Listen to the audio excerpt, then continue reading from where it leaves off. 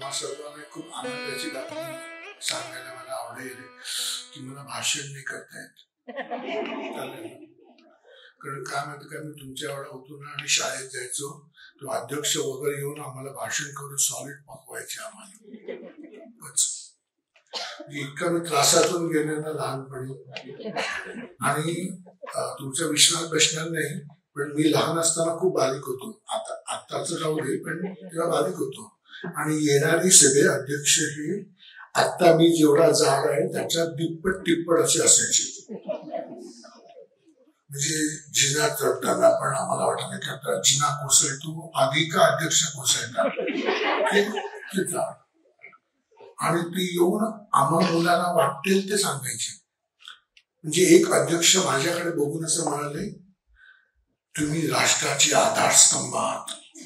मी आता राष्ट्र कोसळले खाली, इतक्या बारीक होतो. खरं ते स्तंभ एवढे होते. म्हणजे काय कुणाशी बोलावं असं. एक अध्यक्ष तर आम्हाला म्हणाले की मुलांनो तुम्ही राष्ट्र पुढे घेऊन जा.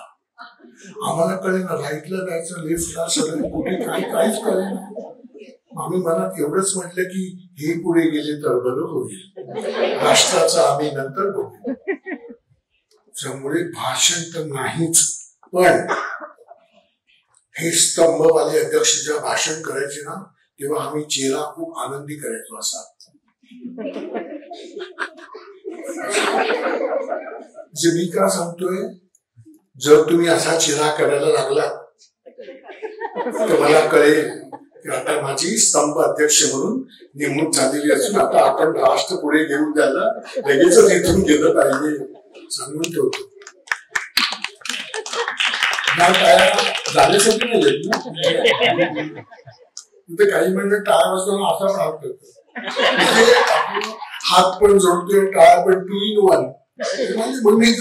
एकदम टेन्शन आलं एकदम. तर मी फक्त 2च मिनिटं बोलणार आहे, कारण तुमच्याप्रमाणे मी सुद्धा मीनाताईंचं भाषण ऐकायला उत्सुक आहे.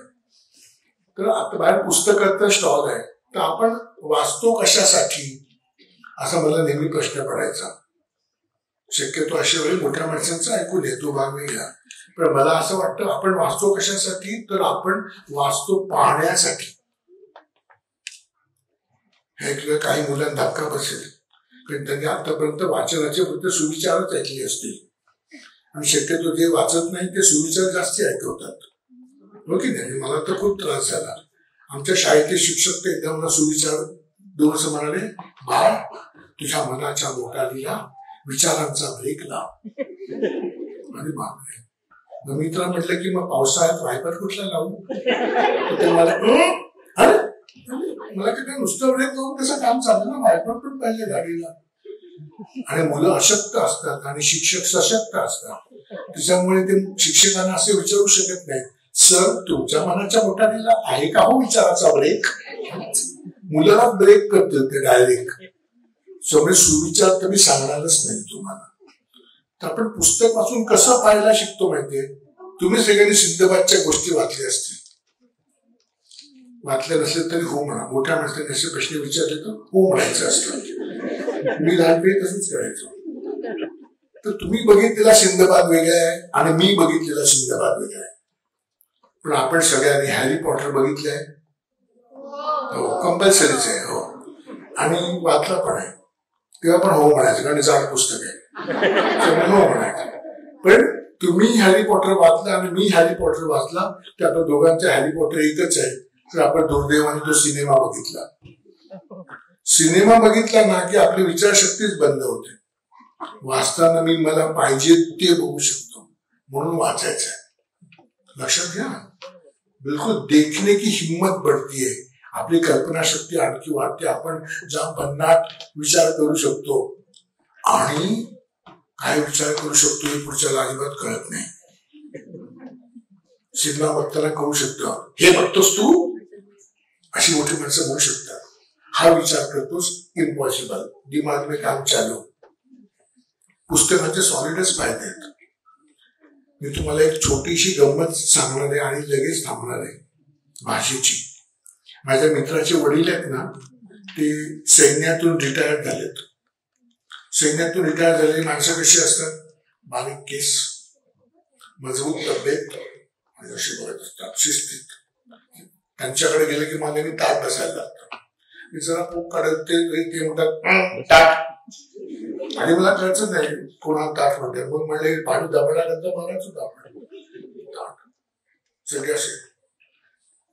माझ्या मित्राचा मुलगा नातू त्याच्या खांद्यावरती चढला, छोटा होता 3 वर्षाचा, आणि तो त्याला म्हणाला, आजोबा आजोबा मी तुमच्या कानाखाली आवाज काढू. माझी तर आवाज काय केली.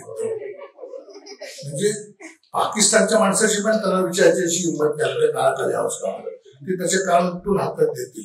हा विचारतो आता काय करावं, आपण ते पाहुणे आलोय, आपण काहीच म्हणू शकत नाही. हा काय बाळा आजोबांच्या कानाखाली. म्हणजे नंतर माझे 2 कान गेलेच असतील ना. पण नको काढू म्हटलं तर ते म्हणजे तुम्हाला काय करायचंय, हा आणि मी बघून घेऊ, आमच्या घरातला प्रश्न आहे. म्हणजे तांत्रिक प्रश्नच निर्माण झाला एकदम. मग मी चेहरा एकदम गुळगुळीत केलाय आणि चपला घालायला सुरुवात केली. समजा पहिला आवाज आजोबांचा काढला तर दुसरा माझा, त्याच्यापेक्षा आधीच आपण निघालेलं बरं आहे म्हणून निघा होतो. तर ते म्हणाले बसा. म्हटलं आजचा दिवस खराबच आहे, बसूनच. मग ते आजोबा त्या नाताला म्हणाले काय माझ्या कानाखाली आवाज. आता मस्त दृश्य बघायला मिळेल, एक साठाचा आवाज येईल असं वाटलं. पण त्या दिवशी मला साक्षात्कार झाला, आजोबांपेक्षा मुलं हुशार असतात. त्या मुलाने असा हात केला आणि कानाच्या खाली म्हणजे इकडे असं केलं.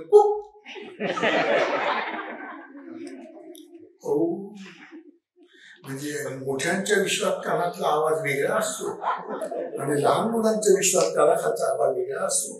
हा घरी साक्षात्कार झाला. पण मी म्हटलं बाळ माझ्याही कानाखाला काही प्रॉब्लेम नाही.